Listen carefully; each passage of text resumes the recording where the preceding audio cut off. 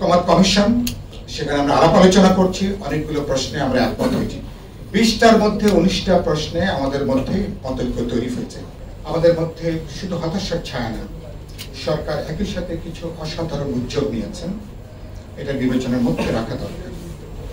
সরকার তারা আমাদের মুক্তিযুদ্ধের পরে সবচেয়ে বড় যে হত্যাকাণ্ড, প্রায় 2000 আমাদের ছাত্র, তরুণ, শ্রমিক, রাজনৈতিক দলের নেতা কর্মীরা, যুবক যারা নিহত হয়েছেন, তাদের বিচারটা শুরু হয়েছে, দৃশ্যমান হচ্ছে। আমরা দেখতে চাই আগামী নির্বাচনের আগে বিচারটা আরো দৃশ্যমান হবে এবং কিছু বিচার হয়তো প্রাথমিক পর্যায়ে অতিক্রম করে দ্বিতীয় স্তরে যাতে কিছু বিচার আসতে পারে, নিশ্চয়ই বাংলাদেশের মানুষ এটা দেখতে চাইবে। সরকারের গুরুত্বপূর্ণ ম্যান্ডেট ছিল সংস্কারের ব্যাপারে। যারা এখন বলবার চেষ্টা করছেন, বিএনপি, গণতন্ত্র মঞ্চ, বিপ্লবী ওয়ার্কার্স পার্টি, অন্যদেরকে যারা আমাদেরকে সংস্কারটা বোঝানোর চেষ্টা করছেন, খুবই দুর্ভাগ্যজনক এটা। আপনারা 5ই আগস্টের পরে, এরপরে আপনাদের মনে হয়েছে যে কিছু কিছু পরিবর্তন দরকার, কিন্তু আমরা মনে করেছি রাজনৈতিক দলগুলো আজ থেকে 3 বছর, 3.5 বছর আগে, কোন দল 5 বছর, 7 বছর, 10 বছর আগেও আমরা প্রস্তাবনা দিয়েছি, বাংলাদেশ পুরনো জমানার পথে যদি হাঁটতে না চায়, যে রাষ্ট্র একটা দল, একটা ব্যক্তিকে কর্তৃত্ববাদী শাসকে পরিণত করে, যে রাষ্ট্র একটা ফ্যাসিবাদী ব্যবস্থা তৈরি করে, সে রাষ্ট্রের সাংবিধানিক তার উৎসগুলোকে পরিবর্তন দরকার, গণতান্ত্রিক সংস্কার দরকার, গোটা রাষ্ট্র ব্যবস্থার একটা গণতান্ত্রিক রূপান্তর দরকার। সেই জায়গা থেকে দিনের পর দিন আলোচনা করে আমরা বিএনপি সহ গণতন্ত্র মঞ্চ আমরা 31 দফা আমরা প্রণয়ন করেছি। এটা শুধু বলবার জন্য বলবে না, এবারকার গণজাগরণ, গণঅভ্যুত্থানের সবচেয়ে গুরুত্বপূর্ণ দিক হচ্ছে এবার কেবলমাত্র আমরা একটা ব্যক্তি দলকে বিদায় দেবার জন্য আন্দোলন করিনি, গোটা ব্যবস্থার একটা আমূল পরিবর্তন, তার একটা গণতান্ত্রিক রূপান্তর, যাতে ভবিষ্যতে, ওই যে বললেন না, আমার এহসান বললেন, আরো অনেকে এখানে বললেন, আমরা কি বারবার কেবল রক্তই দেব? তাহলে আমরা কি বাংলাদেশের মানুষকে 21শ শতাব্দীর উপযোগী, আমরা কি মানবিক গণতান্ত্রিক রাষ্ট্র তৈরি করতে পারবো না? যে রাষ্ট্রের 1 নম্বর থেকে শুরু করে সবাইকে জবাবদিহিতার মধ্যে আনবে, তার জন্য 31 দফা করা হয়েছে। ফলে এখন ঐক্যমত কমিশন, সেখানে আমরা আলাপ আলোচনা করছি, অনেকগুলো প্রশ্নে আমরা একমত হয়েছি। 20টার মধ্যে 19টা প্রশ্নে আমাদের মধ্যে মতৈক্য তৈরি হয়েছে, কিছু কিছু প্রশ্নে আমাদের নট অফ ডিসেন্ট আছে। এবং গত পরশুদিন গণতন্ত্র মঞ্চের সাথে বিএনপির একটা দীর্ঘ, একটা গুরুত্বপূর্ণ বৈঠক হয়েছে।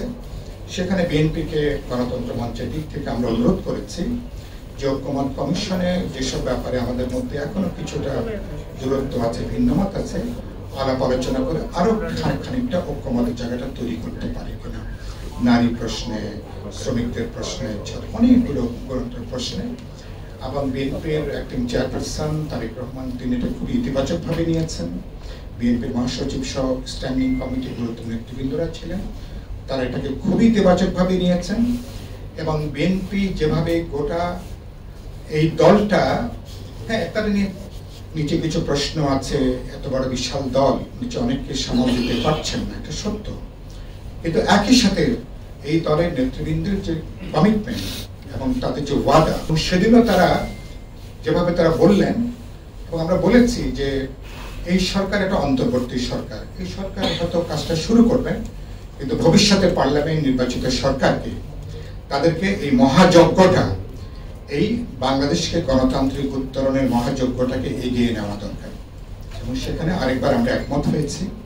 কিছু প্রশ্নে আমাদের দ্বিমত থাকতে পারে, ভিন্নতা থাকতে পারে, দেশের প্রশ্নে, স্বাধীনতা সার্বভৌমত্বের প্রশ্নে, জাতীয় নিরাপত্তার প্রশ্নে, গণতান্ত্রিক অধিকার এবং একটা গণতান্ত্রিক ধারার দিকে নেবার প্রশ্নে আমরা সবাই এক কাতারে আমরা দাঁড়াবো আমরা।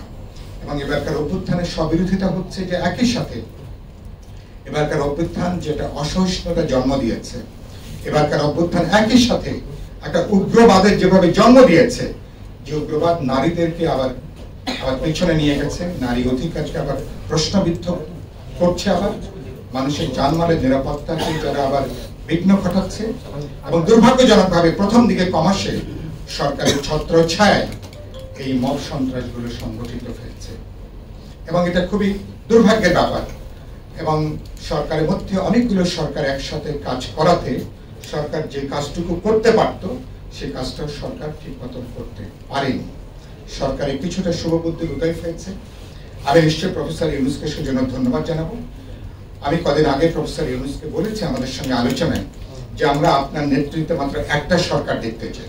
একটা দেশে এতগুলো সরকার, আপনারা প্যারালেল কয়েকটা সরকার চালাবে, ছাত্র তরুণরা এক ধরনের সরকার চালাবে, এতগুলো সরকার চললে দেশে একটা ইতিমধ্যে একটা আধা নৈরাজ্যিক অবস্থার জন্ম নিয়েছে, একটা সামাজিক নৈরাজ্যের জন্ম নিয়েছে, এবং সামাজিক নৈরাজ্যটা একটা রাজনৈতিক নৈরাজ্যেরও জন্ম দেওয়ার ঝুঁকি তৈরি করছে।